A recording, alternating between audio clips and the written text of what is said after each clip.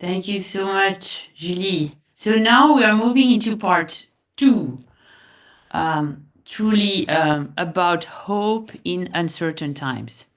So, as you know, we have been working with a core group of female scholars to support this network. Dominique gave us the list earlier. And now what we are going to do is to highlight a few recent developments currently powering the three principles of the manifesto. So we are going to hear in this part from Flavia, who is going to speak about the dynamics at the level of the national chapters of Democratizing Works, from Pavlina about developments around the job guarantee, from Hélène about promising experimentation with large-scale worker participation, from Sarah about the dynamics in Spain, and from Julie about the building of the research needed to help organizations measure their progress toward democratizing work. So let's now hear about these inspiring developments. Flavia, this is your turn. Hello, everyone. Hi, bom dia do Brasil. I am Flávia Máximo. I'm speaking from Brazil, in Ouro Preto. Our three principles bring together many global aspirations and hopes in the world of work, but they have not a universal meaning. After all, no knowledge production is universal, as it always requires to be situated in a context. In this sense, each country must situate its initiatives to decommodify work, democratize companies, and decarbonize the planet, according to the specifics of its realities. With this in mind, we are very happy that several countries, at the initiative of groups forming our virtual meetings, have translated the book produced from the manifesto into a book that incorporated additional chapters written by local authors. Examples of active groups that have launched books are the Netherlands, Italy, and Brazil. The Brazilian Manifesto book featuring only female authors who, from a decolonial feminist perspective, situate the three principles in the face of the realities of the global south. That is, in inequalities inherent of racial colonial capitalism and informality. Other groups have continued to organize meetings on and off, like India or Chile, while some launch expanded initiatives and research hubs, like France or the United Kingdom, serving as bridges for dialogue between unions, academics, progressive business leaders, cooperative companies, environmental and human rights activists, government, and civil society organizations. We're here because we're very grateful to all the people involved with these national chapters. We're grateful for all your efforts to make this street principle discussed and alive in your context. This gives us this true meaning to our global network. We hope to see this dynamic getting strengthened in the coming months and years. Please let us know how it could help. To Pavlina now. Okay, hello everyone. It's a pleasure to be here. My name is Pavlina Cherneva, and I'm joining you from the Levy Economics Institute at Bard College in the United States. I'm very happy to share with you some developments over the last few years around the second pillar of our Democratizing Work Manifesto, Decommodifying Labor. And those developments around research, real-world experimentations, and policy initiatives. A significant milestone was our collaboration with the UN rapporteur on a research report on the job guarantee. We additionally co-authored a proposal for Europe with a member of European Parliament, and this work in turn informed a European Parliament resolution affirming the role of the job guarantee in the just transition. Subsequently, the European Social Fund appropriated a small budget to seed various job guarantee pilots in Europe. Now, you're aware of the French Zero Long-Term Unemployment Areas project, which has been growing over the time. and it has quickly emerged as the model design for a job guarantee in Europe. At the moment, there are colleagues in Italy who are actively organizing and working on launching a similar pilot there. And as you know, in the middle of the pandemic, the Austrian job guarantee pilot in Marienthal was launched, and the studies have yielded some very positive results.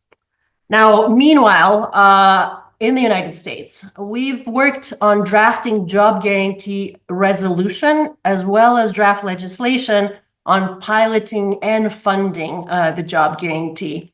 There's also work at the local level, and one example would be the Cleveland Universal Basic Employment Program, which is in its planning stages.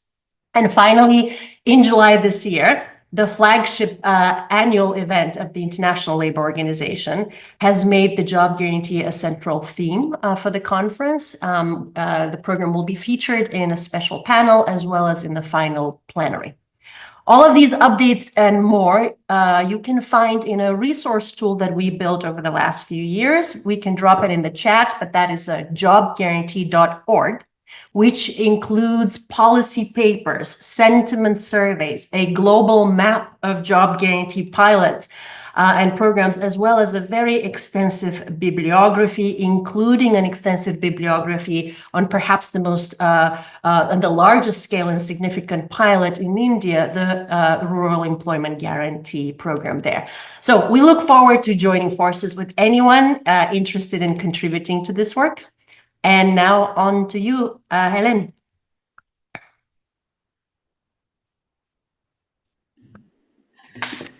Hi everyone, I'm Hélène Landemore and I'm very happy to be joining you from the US. I'm based in New Haven. I am here to report on a few developments in the space at the intersection of AI and workplace democracy or participation at least.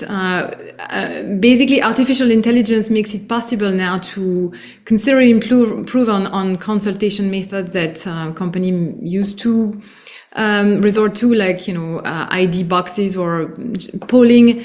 Now there's a way that LLMs can facilitate access to various stakeholders, centrally workers, and allow companies to get a sense of what the public, their demos is at on, for example, company values, satisfaction, etc. So recently a French company named Make.org has sort of developed processes based on AI to facilitate very large scale consultation within companies. So they've developed that in a couple of prominent French companies. We are monitoring this closely. It's not clear where it's going exactly, but it has the potential to increase the voice of workers. And so we hope that this is where it's going to go.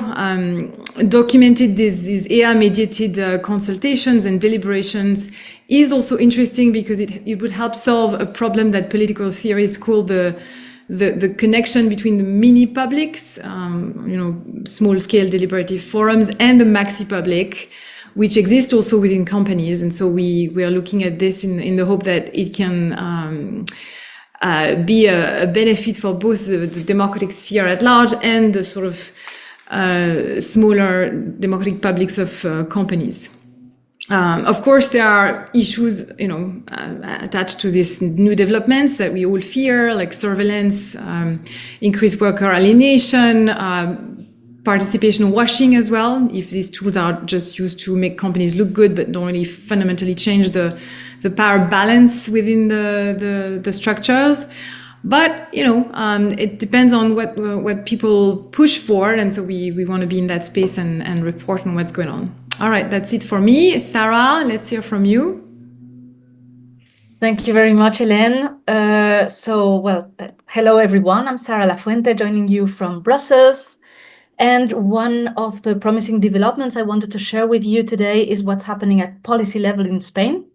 So Julie already introduced a bit of that, but the fact is the current coalition government between the Socialist Party and Sumar, which is another party, has been engaging actually quite a lot with the three principles of the Manifesto, so in quite innovative ways as well, as for example, by adopting a law on working time reduction quite recently, or also introducing climate permits, which is quite an innovative way of tackling this issue of climate change in the area of work. And one of their highlights has been their commitment with the principle of democratizing work, based on that article of the Constitution Julie already mentioned, from which they want to develop basically worker participation in legislation, but going much further than mere information and consultation rights for workers, and even beyond ownership rights in cooperative firms. So the goal is actually to reform capitalist enterprises in the current legislature.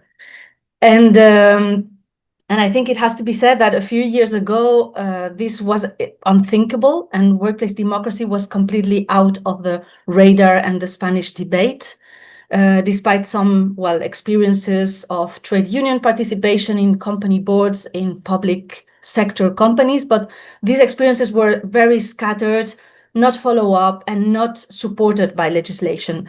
And now today, this has changed, thanks to the work of some organizations that have kept this topic alive for years, even if it was not on the agenda as such.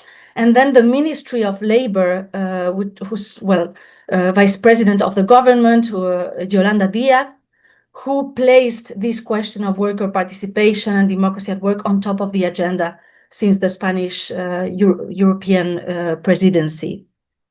And now, as Julie pointed out, she has appointed an experts committee on democracy at work, which is composed by several experts, international and Spanish, and some of us here in the room are part of this, presided by Isabel particularly. And the goal of this committee is to submit a report in September, which will first make a diagnosis and build sound argumentations around why and how more democracy at work can contribute to solve the different types of crises we are embedded in Spain, and not only, of course, and in other societies as well. And secondly, to propose very concrete solutions on how to intervene in policy and legislation from a progressive point of view. So the report will be first the basis of a tripartite social dialogue and negotiations between the ministry and social partners, but it also aims to trigger social mobilization around this issue in Spain, and potentially also inspire others, that would like to establish similar initiatives in their own local levels. So it's a step in a longer process, but the message is definitely of hope, and that's why I thought it was important to share it here. That's it on my end. So now we turn to Julie, who has something very enthusiastic to share as well. Thank you, Sarah. As you know, highlighted by all the reporting we've been doing this today for all of you, developing and supporting research infrastructure will be absolutely critical when it comes to being able to move forward with democratizing work. And so specifically, this research infrastructure must account for how organizations are managing work internally, so that those organizations that want to move forward with deepening democracy at work can more easily measure their progress. And so I'm very happy to report that with that goal in mind, under Isabel's and Dominique's leadership, we've managed to set up a PhD fellowship devoted to this mission. Based at Université Paris-Dauphine, this collaborative project seeks to build a prototype of an index that could complement existing metrics like ESG criteria by adding consideration for the dimension of internal democracy. We envision that the Index of Democracy in Organizations, IDO, or Internal Democracy Index, will be a tool that will enable us to measure democracy within organizations, evaluating their democratic state regardless of structure, sector, or location.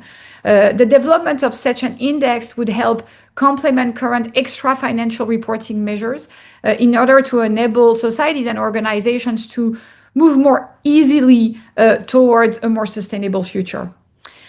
Powered by an advisory committee of both union representatives and employers, we hired a PhD student Thibaut Crismer, who's with us today, and began our research in organizations in France, thanks to a funding opportunity provided by ADEConseil, a democratically governed consulting firm in the field of the social economy. The ultimate goal is to produce an index that will be relevant across different kinds of industries, economic context, and that will serve as a compass for guiding future organizational decisions. So please stay tuned. We will make sure to keep you posted on our efforts and our progress when it comes to improving the prototype and deploying it globally. Isabelle, back to you. Thank you, Julie. Thank you so much for all these inspiring, indeed, developments. Well, of course, we all know that the current obstacles are, to the three principles are momentous. We see labor rights under attack around the globe, with an unprecedented level of strength in some societies. We see political democracy altogether in retreat. So this is really a moment of threat.